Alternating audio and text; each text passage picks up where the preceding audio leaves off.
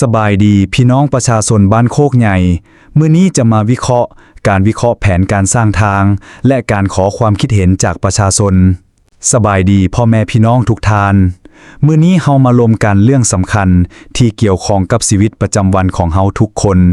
นั่นก็คือแผนการสร้างเส้นทางเพื่อเชื่อมต่อชุมชนของเฮาไปสู่ทางใหญ่ดังที่เฮาฮู้กันดีว่าเส้นทางปัจจุบันยังบ่ทันสมบูรณ์และมีระยะทางที่ยังเหลืออีกประมาณ 4,700 เมตรจึงจะฮอดทางใหญ่ที่ผ่านมาการสร้างทางของเฮาแม่นมีความคืบหน้าช้าโดยเฉลี่ยแล้วแม่นสร้างได้เพียงปีละ325 เมตร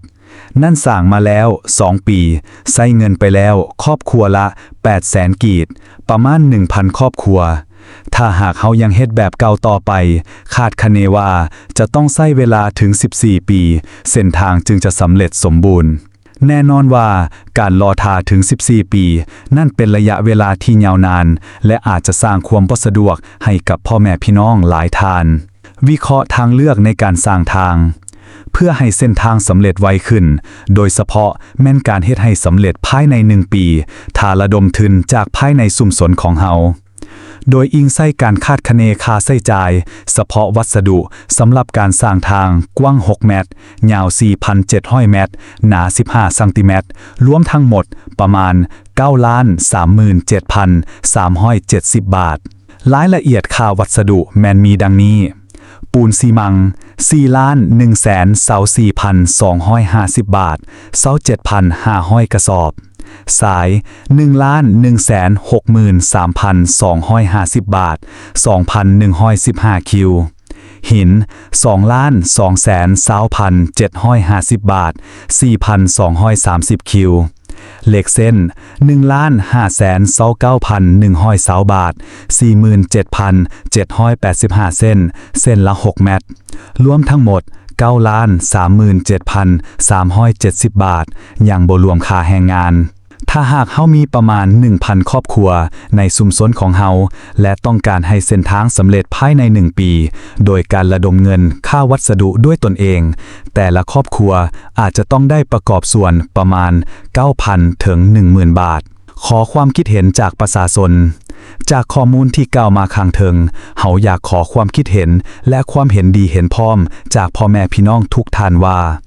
ท่านคิดแนวใดเกี่ยวกับการระดมทุนจากภายในชุมชนเพื่อสร้างทางให้สำเร็จภายใน1ปีท่านมีความเห็นแนวใดกับการประกอบส่วนครอบครัวละ 9,000 ถึง 10,000 บาทเพื่อให้เส้นทางสำเร็จไวขึ้นท่านคิดว่าแนวทางใดที่จะเหมาะสมที่สุดสำหรับการสร้างเส้นทางนี้เฮาเข้าใจดีว่ามันเป็นยอดเงินที่สูงหลายแต่มันจะนำพาให้สะดวกสบายเหมือนที่เคยนำไฟฟ้าเข้ามาในบ้านตอนทำอิฐและสะดวกสบายจนถึงวันนี้และอีกหนึ่งแนวทางคือล้อท่าการช่วยเหลือจากภาครัฐซึ่งบ่ฮู้ว่าโดนปานใดระดมทุนเองหรือมีแนวทางอื่นๆมีคำคิดเห็นหรือข้อเสนอแนะอื่นๆที่ท่านอยากประกอบส่วนเพื่อให้แผนการนี้ประสบผลสำเร็จบ่พวกเฮาเชื่อมั่นว่าทุกคำคิดเห็นของพ่อแม่พี่น้องมีค่าและจะเป็นพื้นฐานสำคัญในการตัดสินใจร่วมกันเพื่อพัฒนาชุมชนของเฮาขอเชิญทุกท่านร่วมแสดงความคิดเห็นอย่างเปิดเผยเพื่อผลประโยชน์รวมของพวกเฮาทุกคนส่วนรายละเอียดให้น้องสาวคำแพงเว้าให้ฟังสบายดีพี่น้องประชาชนชาวบ้านโคกใหญ่วันนี้มาคิดไล่งบประมาณการสร้างทางก็จะมีค่าซีมังค่าหินค่าทรายและเหล็กเส้นโดยบ่มีค่าจ้างแรงงานสำหรับทางยาว 4,700 เมตรมาคำนวณปริมาณวัสดุที่ต้องใช้ในการสร้างทางตามที่เหลือคือ 4,700 เมตรต่อจากที่ทำมาแล้วคือ650 เมตรโดยมีความยาว 4,700 เมตรคือถึงทางใหญ่บ้านพีนคือจุดสิ้นสุดของการสร้างทาง 1. ปริมาณซีมังที่ต้องใช้ก่อนอื่นเฮาต้องซอกหาปริมาตรของทางทั้งหมดความกว้าง6เมตรความยาว 4,700 เมตรความหนา15ซนเท่ากับ 0.15 เมตรปริมาตรซีมังเท่ากับกว้างยาวหนาปริมาตรซีมังเท่ากับ6เมตรยาว 4,700 เมตรหนา15เซนเท่ากับ 4,230 เมตรก้อนหรือ 4,230 คิว 2. ปริมาณปูนซีมังหินและทรายอัตราส่วน1:2:3สำหรับการผสมซีมังในอัตราส่วน1:2:3ปูนซีมังทรายหินโดยทั่วไปแล้วซีมัง1เม็ดก้อนจะใช้ปูนซีมังประมาณ350ถึง400กิโลทรายประมาณ 0.5 ถึง 0.6 เม็ดก้อนและหินประมาณ 0.7 ถึง 0.8 เม็ดก้อนในการคำนวณนี้ข่อยจะใช้ค่าประมาณกลางสำหรับอัตราส่วน1:2:3ปูนซีมัง375กิโลต่อเม็ดก้อนทราย 0.55 เม็ดก้อนต่อเม็ดก้อนหิน 0.75 เม็ดก้อนต่อเม็ดก้อนดังนั้นสำหรับซีมัง 4,230 เม็ดก้อนปูนซีมัง 4,230 คิวต่อ375กิโลต่อคิวเท่ากับ 1,586,250 กิโลกรัมทราย 4,230 คิวต่อ 0.55 คิวต่อคิวเท่ากับ 2,330.5 เม็ดก้อนหรือคิวหิน 4,230 คิวต่อ 0.75 คิวต่อคิวเท่ากับ 3,172.5 เม็ดก้อน 3. จำนวนเหล็กเซนการคำนวณเหล็กเซนสำหรับการสานเป็นตาไข่ระยะห่าง20เซนติเมตร 0.20 เมตรโดยใช้เหล็กเซนยาว 6 เมตรเนื้อที่ทาง 6 เมตรยาว